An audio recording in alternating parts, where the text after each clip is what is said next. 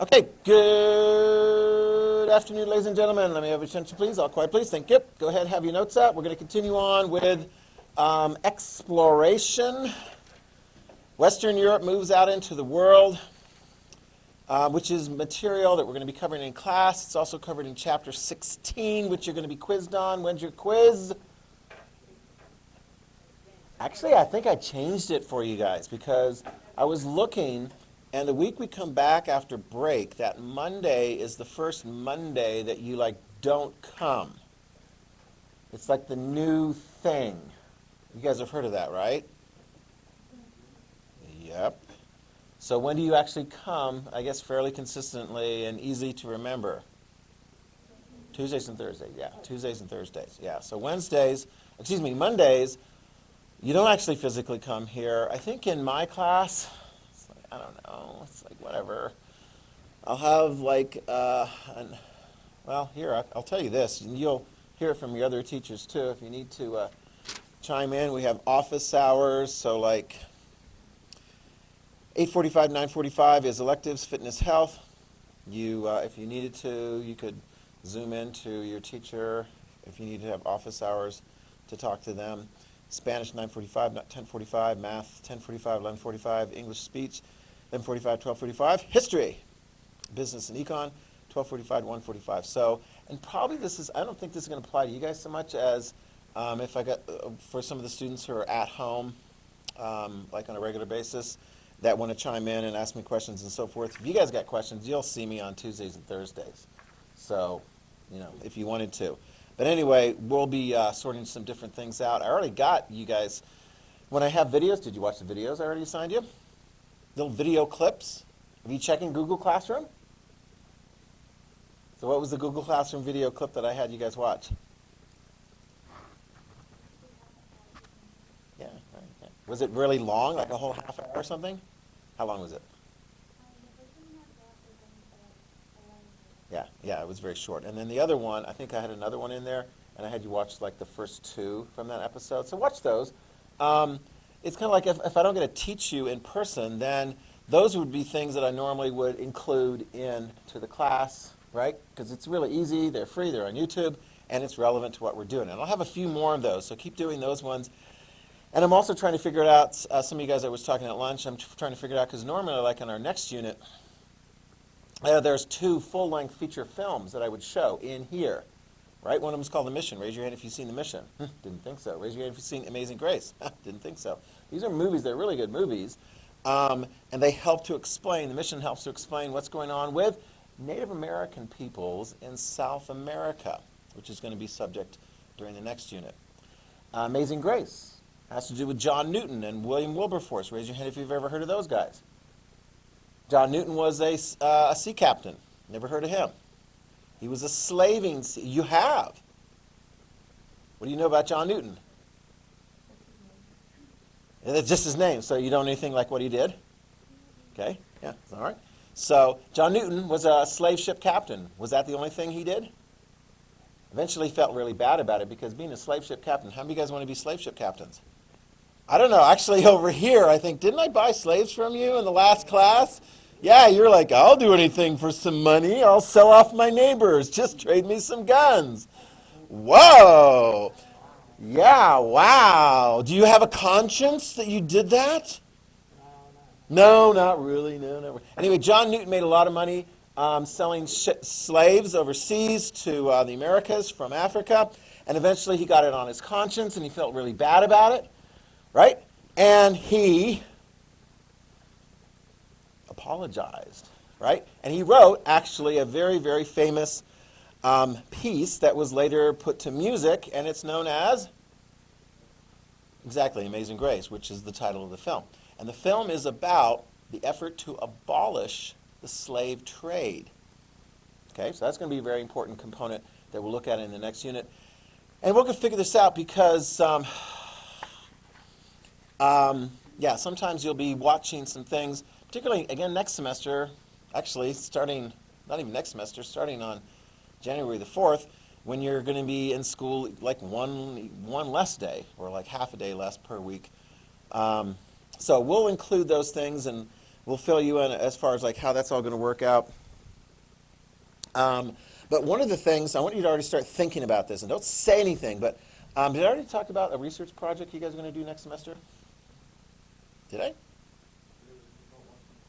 Yeah, exactly. Yeah, about watching the movie. Do you remember what I said? Has to have something to do with history, which is actually a lot of movies. Mulan, does that have to do with history? Yeah, Pocahontas, does that have to do with history? Yeah, the Texas Chainsaw Massacre, does that have to do with history? You're like, that sounds pretty, that's pretty dark. Yeah, actually, apparently it was based on a real life person who did that sort of stuff.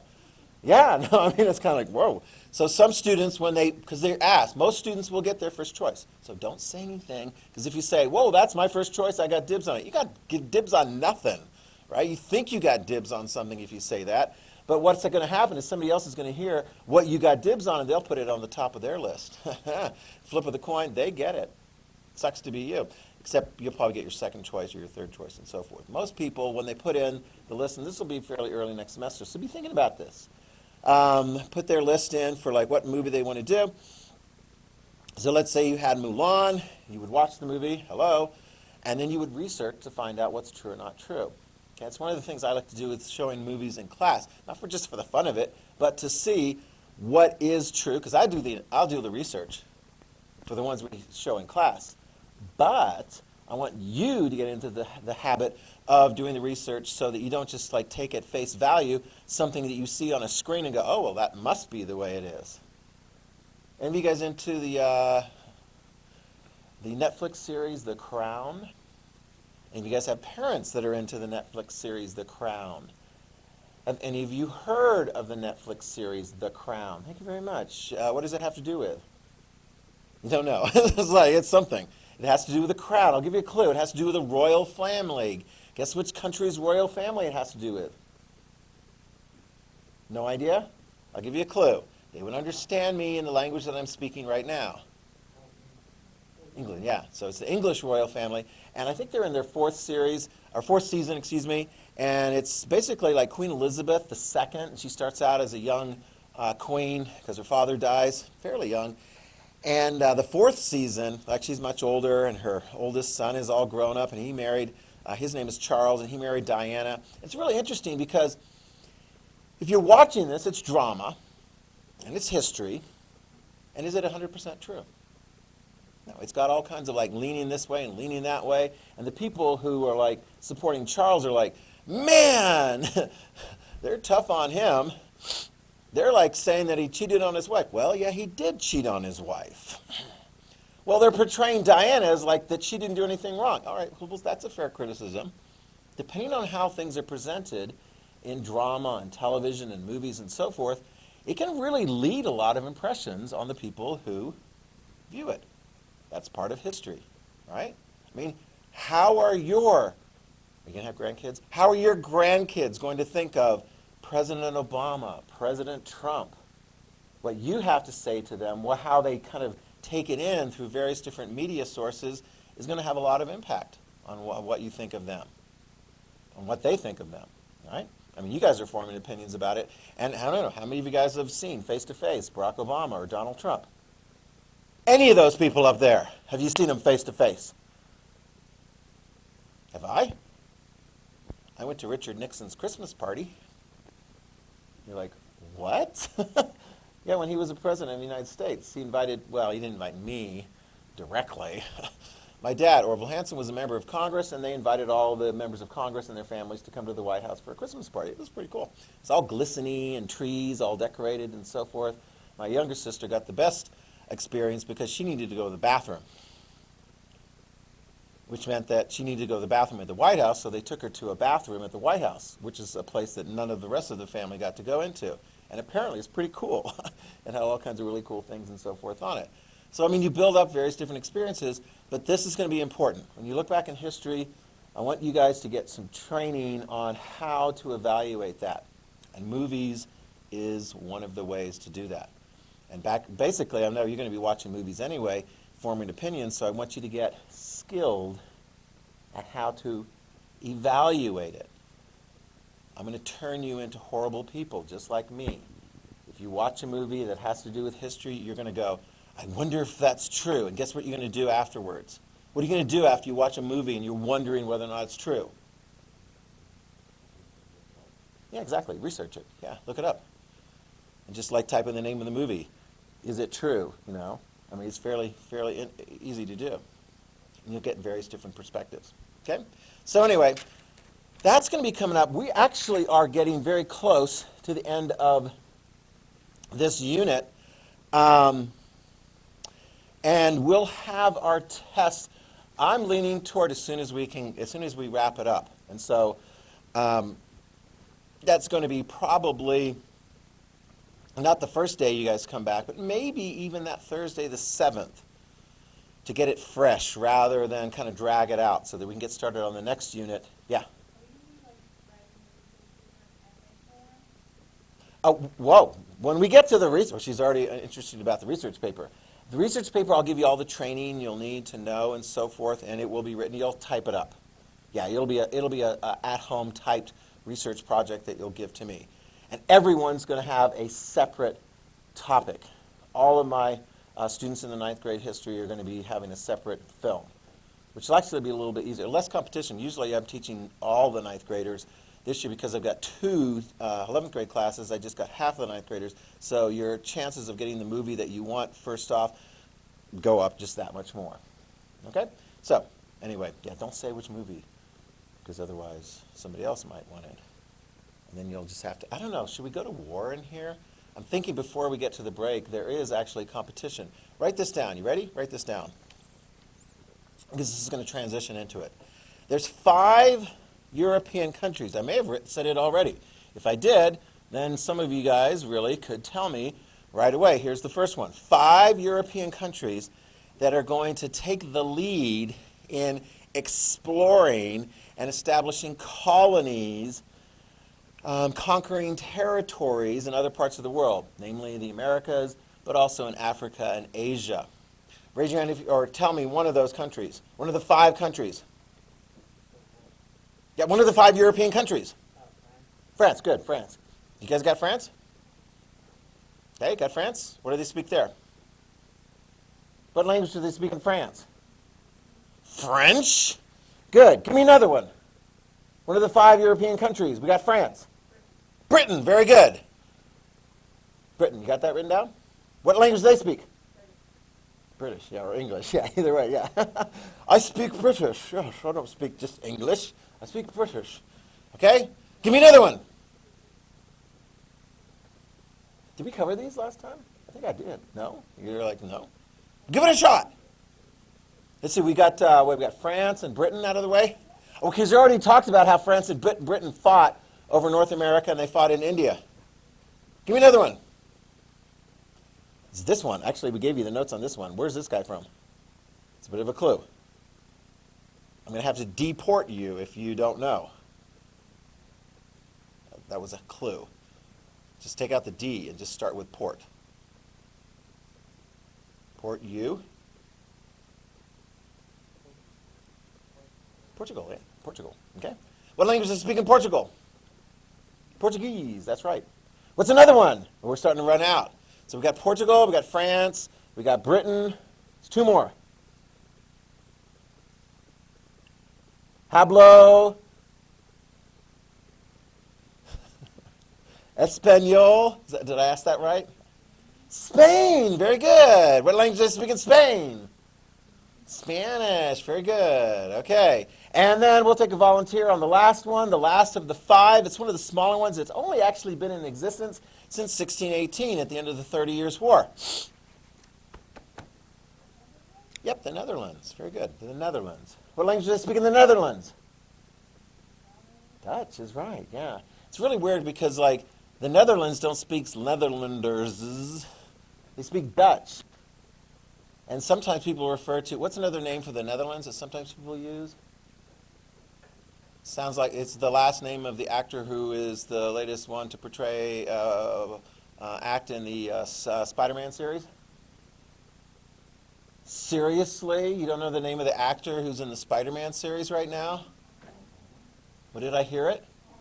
Holland, yes, Tom Holland. Yes, and sometimes the Netherlands is referred to as Holland or the Dutch. people. Anyway, so those 5. I'm thinking 1, 2, 3, 4, 5, 6. Oh yeah, this will work out great. Because there's one thing, and it's kind of like there's some things I just like. Even if we're really busy and so forth, we're gonna do right. What do we do? Do we do the Black Death game? Did we do that? Did you like that? Was that fun? How many people died in the Black Death game? All y'all. You guys were like, I'm gonna touch those girls, man. They're just like full of like the plague or something. Anyway, that's how it worked that time. But I think probably we may be able to get this into next week or so forth. Would you like to go to war? We'll designate you guys as representing like France, Britain, Spain, the Netherlands, and so forth. And sometimes you're like, oh, well, you have that and you have that. And other times it's like Britain and France going, no, we both want that. Have you ever been in a conflict with, say, a sibling over something that you both wanted? Who won? Did you? You did? Why?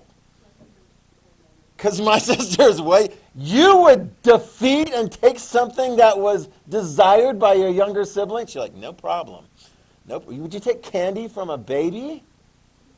Depends on the baby, yeah. So anyway, we'll have a situation where we'll make it equal so that each of you, as part of your country, will designate 2 or 3 of you guys to a country, and you will lay claim to areas in the Americas and Asia and Africa, and then, boom, we're going to go to war with a deck of cards.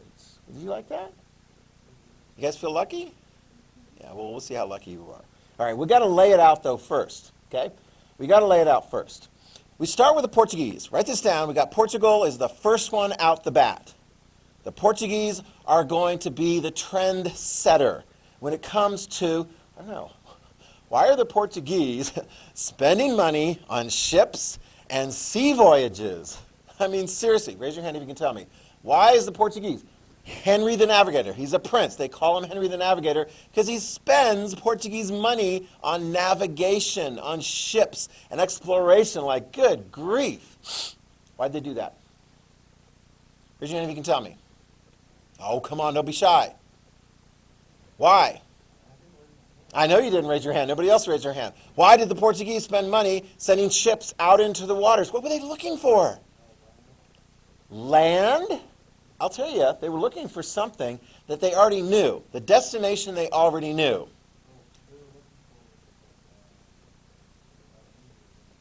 They were looking for India. Did they know where India was? Yeah, they did know where India was. Here's Portugal. Here's India. They know where India is. Right? So why aren't they just like going the normal route? By the way, let's make sure we all understand this. What's in India that the Portuguese want to get to India for? Spices, trade, right? So this is that old thing. We introduced this early in the semester. Europeans like Asian trade goods, spices, silk, all kinds of different things. They want to trade for them. Were they able to buy them very, reasonably priced during the Mongol Empire? Yeah, and then the Mongol Empire went away because of the Ottoman Empire coming in and other things and other empires popping up. So what they're trying to do, whoops, too far. They're trying to find new trade routes. This is all about new trade routes. So how do you get new trade routes? You've got to go new different ways. So the Portuguese are going to be among the first ones to do this. And they'll pay for it. Is it worth it? Well, let me throw this out to you. If the president and Congress and so forth are like, let's spend lots of money and send humans to the moon. How many guys are in favor of spending lots of money to send humans to the moon? Really? Why? Don't we have other things we can spend money on? Why are we spending, write this down. Some people are like, that's a waste of money, sending guys on ships out there and so forth. Who knows if they're going to make it? I mean, it works out afterwards. They did find a route to India. Write this down. Portugal is going to be the first one to find an all-sea route to India. We'll detail that. So it's going to work out. But you're like, we should spend a bunch of money going to the moon? Why?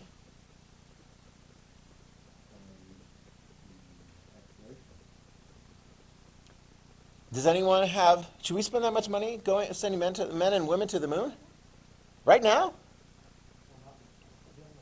What do you mean not right now? Oh, whoa. They're going to be dead?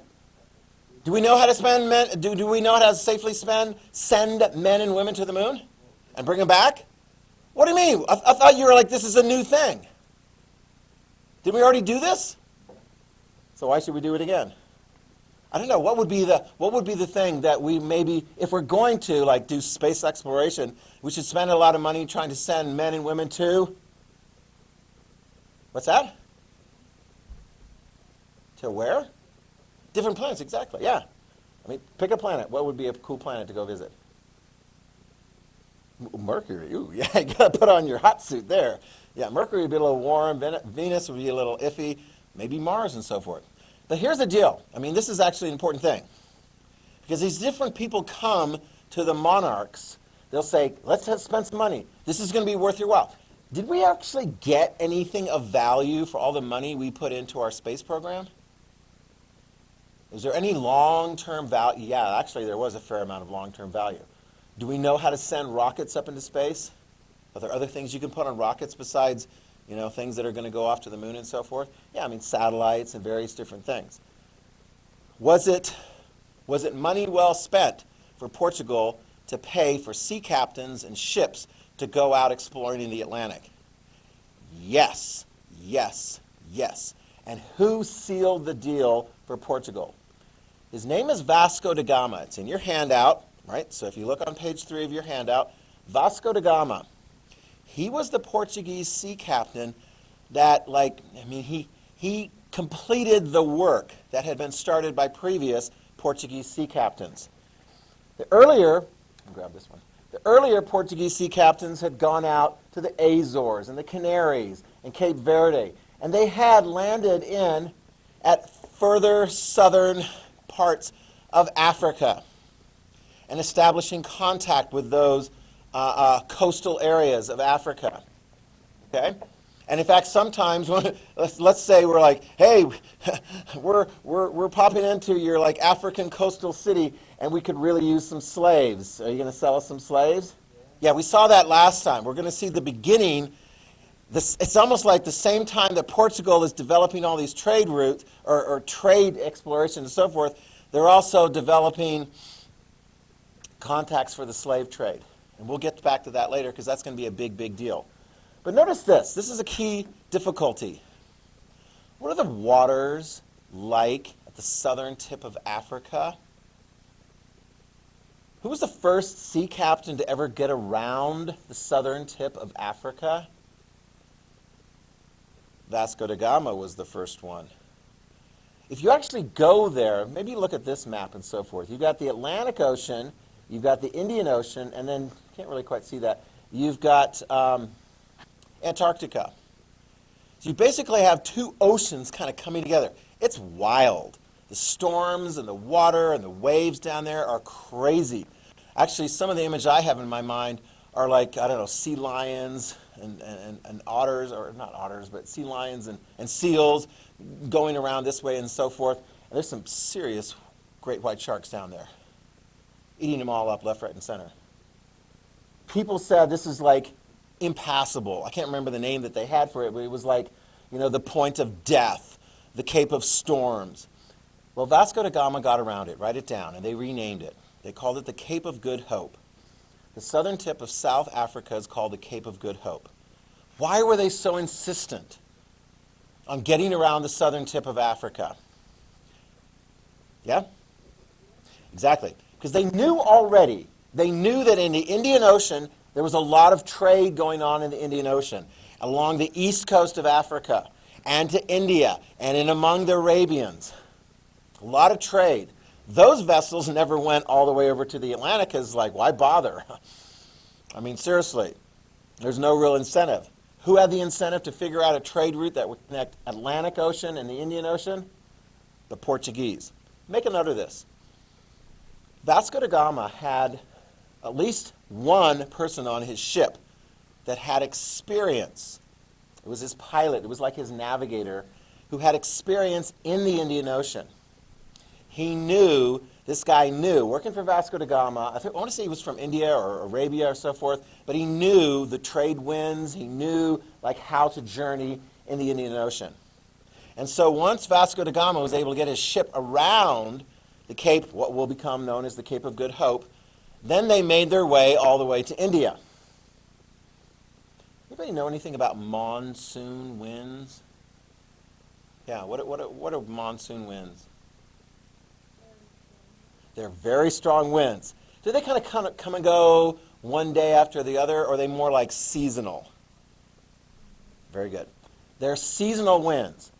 At one point in time of the year, they will blow north or south to north, helping to bring those ships up from the southern part all the way up to India. If you time it just right, then, when the monsoon winds change, then those will help you go back the other direction. Saves a lot of time and effort. Otherwise, you end up doing this. Any of you guys have been involved in sailing? Have you ever heard of the expression to tack?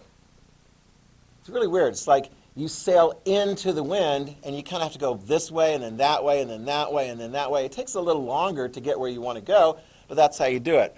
This map, it makes it look like they had to do some tack, but as I understood, once they got to India, they waited until the monsoon winds, the seasonal winds, changed, and so they kind of blew them back down the other direction. You got that? Huge. 1498 was the successful Vasco da Gama trade route established from Portugal to India.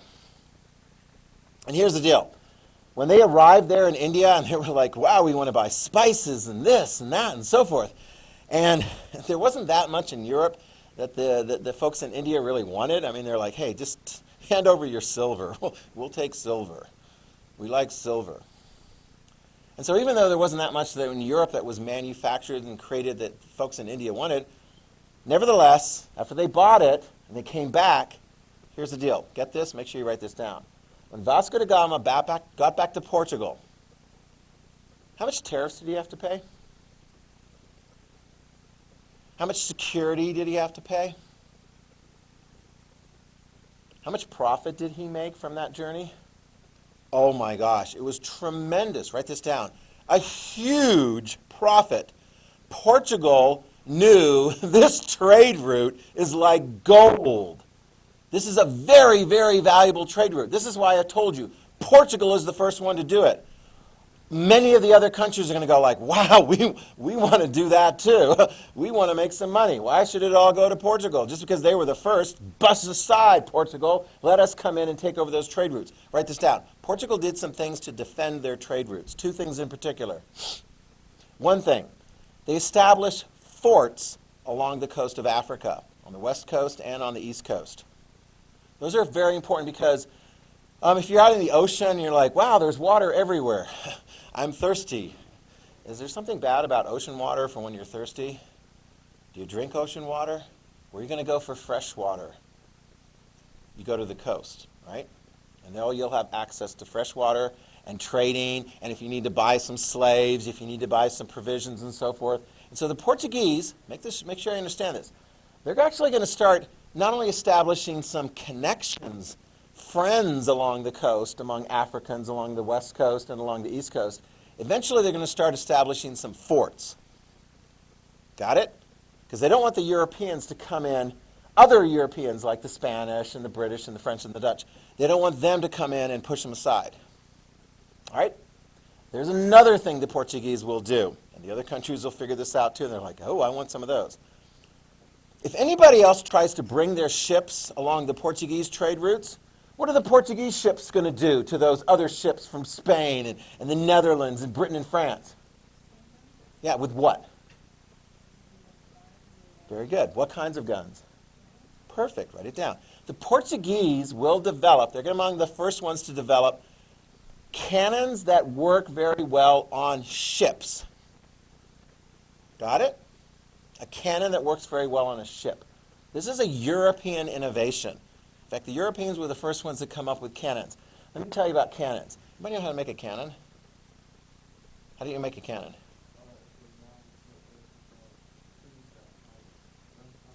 Okay, you got a tube and you put gunpowder. What's the tube made out of? Iron. Ooh, we got iron. So we got iron cannon. All right, so you put the gunpowder in, and then that has an explosion. What comes out the other end of the tube? A cannon. Or excuse me, a cannonball, right? Which is what you're going to use to sink, your enemy and so forth. Anybody know how to make a cannon out of iron?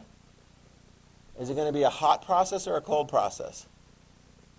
Write this down. Making cannons is a very, very hot process. You need to have the technology to make really, really good iron cannons. Because I tell you what, if you make a really bad iron cannon and you put like gunpowder in it and you light it and it explodes, if it explodes and destroys the cannon and you right next to it, that's not good.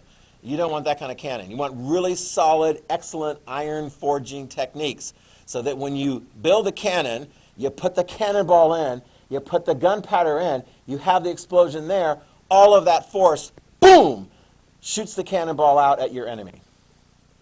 By the way, speaking of physics, you're going to operate a cannon, okay?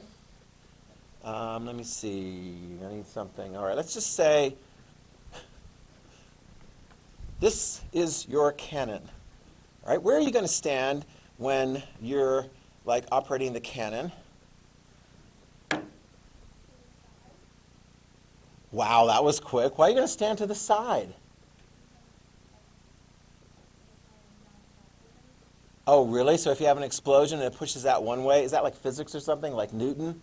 Yeah, if you shoot a cannon in one direction, you don't want to be standing behind it, because otherwise it's going to go right into your gut. Right? Very good point. Write that down. You want to have it so the guys operating the cannons are not going to get injured by the cannon. They stand to the side. Wait a minute. How are you going to, if you can figure this out, great. If not, we'll take some other advice. How are you going to make sure that when your cannon, you're standing to the side, but your ship's only so big. How are you going to make sure that when your cannon goes off, it doesn't shoot out the other side of your ship? You got that figured out? You got some advice? Go for it. Put some kind of a barrier? That's not a bad thing. Although you don't want the barrier to necessarily break, but you got the right idea. We want to have something that is going to catch the force of the cannon so that it doesn't shoot out the back of the ship. So some kind of a thing that's going to do that. Any other advice? Let's hear some other advice. Yeah.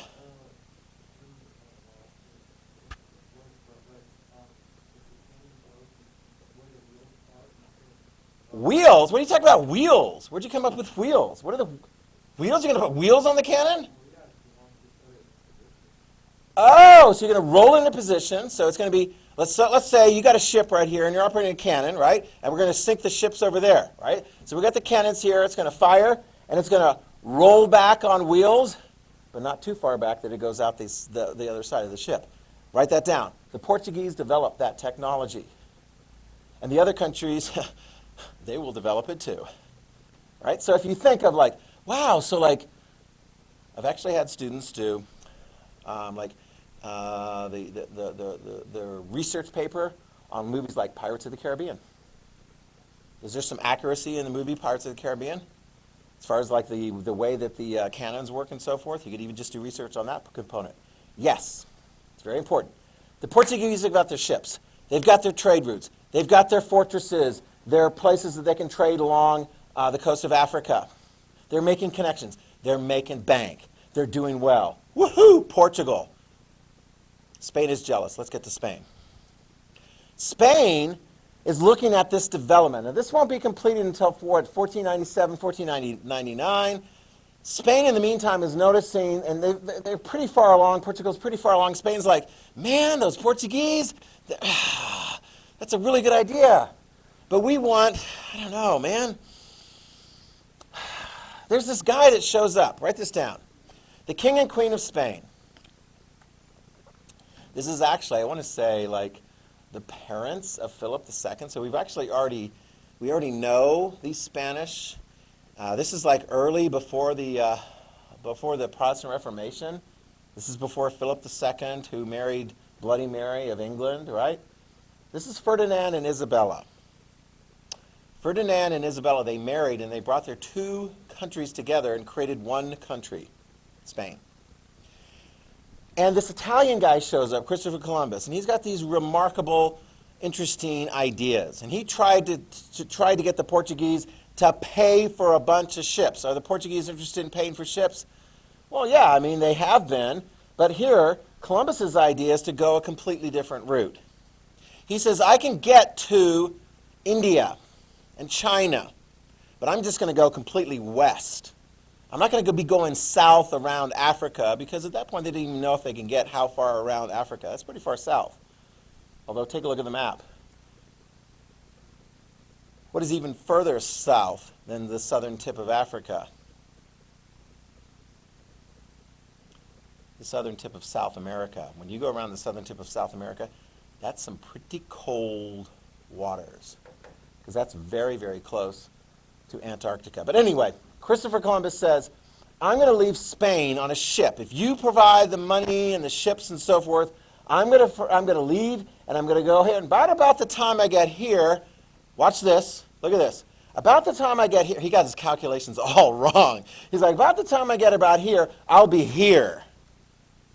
He had no idea that the distance from one part of Europe to the other side, and he thought the other side was going to be Asia.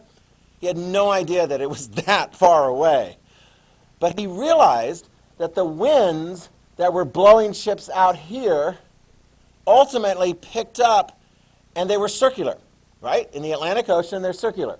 The winds carry ships this way, but they eventually carry ships back up that way. So he figured that part out correctly. Way to go. Christopher Columbus, clever guy. He was right about the winds. He was wrong about what's on the other side of the ocean. Did the Spanish invest in his idea? Not at all? Really? In 1492, Christopher Columbus did not sail the ocean blue? They gave him some money. Good enough for 3 ships. Just 3. Anybody know the name of the ships? No, not the Mayflower. That's going to be pilgrims and so forth. They're going to be settling in North America. The Nina, the Pinta, and the Santa Maria. I think those were the names of the ships. And did they get across the ocean? Did they? Yes. Where did they get to? They got to the Indies, what we'll now call the West Indies. And Christopher Columbus actually thought it was India. He really thought he'd arrived in Asia. And when he came back, he's like, well, you know, I think I got to Asia and so forth, and definitely discovered land. And I don't know, was he that convincing that he had had a big, big success? Are the king and queen of Spain going to give him more money for ships and so forth? Yes, they will. He'll get 4 voyages worth. Write it down. He gets a lot more ships on his 2nd and 3rd and 4th voyages. Because the Spanish are clever enough to realize that even though he didn't necessarily get to Asia, he got to something. And who was there? People and stuff and land, and nobody else from Europe was there. So what did the Spanish do? They claimed it. They claimed it. And they set up shop there.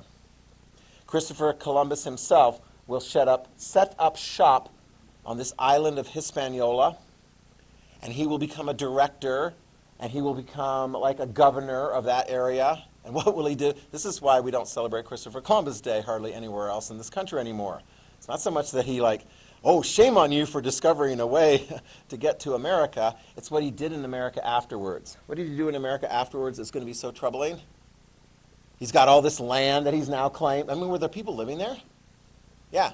He called them Indians. Still call them Indians. If you want to be a little bit more accurate, you call them indigenous people or Native Americans. And what did he do to a lot of the Native Americans living on the island that he was now in charge of? Anybody know? What did he do? I bet you know. What did he do? Yeah, kind of enslaved a lot of those people and so forth.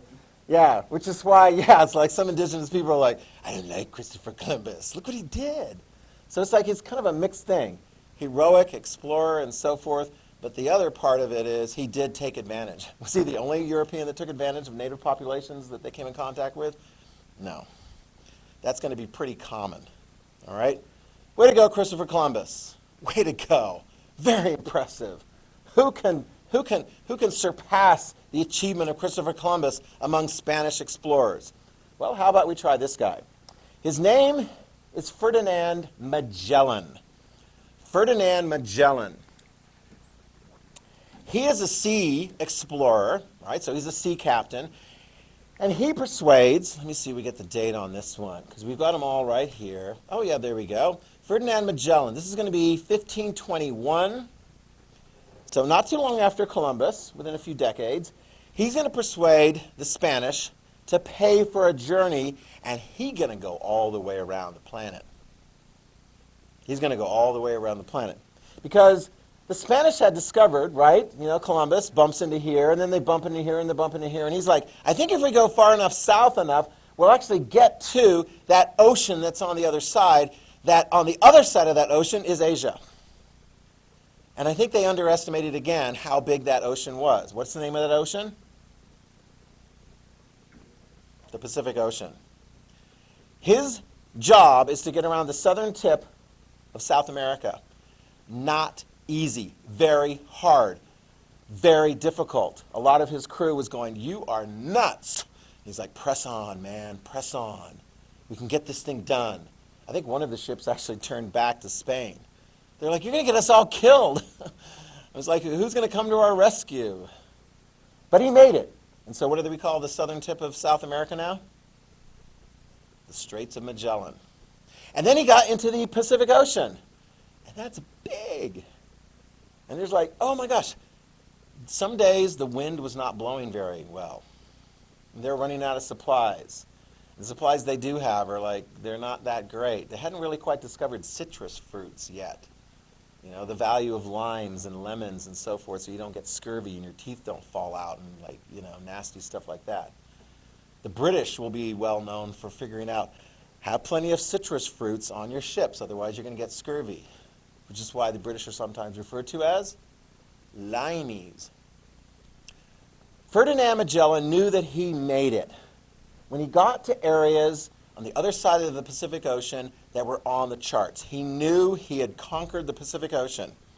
And here he is in the Philippines, and he's talking to some of the native population. And by the way, write this down as well. He's very, very Catholic, and he's very, very much like, we've got the way. Well, the people in the Philippines very Catholic? No. Did he get into a bit of an argument with them? Yes. What happened to Ferdinand Magellan? Well, there it says, right there, April 27th, 1521, he's killed on the shores of the Philippines. He dead. He is not going to make it all the way around. Okay? Who will make it all the way around? One of his subordinate officers who's going to take charge after he's dead. His name is Elcano. I like to forget that nname, Elcano. Do you know why I like to forget that name? Because when Elcano arrives in Spain, he's like, I did it. Yeah, it was me. I did. Magellan, who? Whatever. Yeah, we dumped him a long time ago and so forth. So Magellan isn't given as much credit at the time, but eventually when the word finally gets through in history, we're going to give most of the credit to Magellan because he got around the southern tip of America. He got across the Pacific Ocean. Not that the rest of the journey was that easy, because who do you suppose Elcano was trying to avoid? Who do you suppose he was trying to avoid in the Indian Ocean as well as the southern Atlantic Ocean? Exactly, the Portuguese with their cannons, where they're standing to the side of their cannons so that if they're going to fire them, they don't get harmed themselves. They just harm the enemy. Okay? Spain. Who's going to end up getting a lot of territory from that Spanish exploration? Spain. How many areas in the Americas speak Spanish? We'll jump ahead a little bit here. We're going to show you ultimately, take a look at this map right here. Do you see kind of the darker sort of orangey color? And eventually that's going to grow. That's going to be Spanish imperial territory. Mexico, pretty much all the way down to the southern part of South America, with the biggest exception, Brazil is going to be Portugal's, because they're going to bump into it, claim it. We'll get to that story more. Okay, let's see, way to go, Magellan. Who's Cortez? Who is Francisco Pizarro? Next time we'll talk about Cortez and Pizarro. They are conquistadors. They will conquer empires. They will tell you, the people who are here, you're no longer in charge. We're going to take it over. Okay? All right, very good. You guys have an awesome weekend.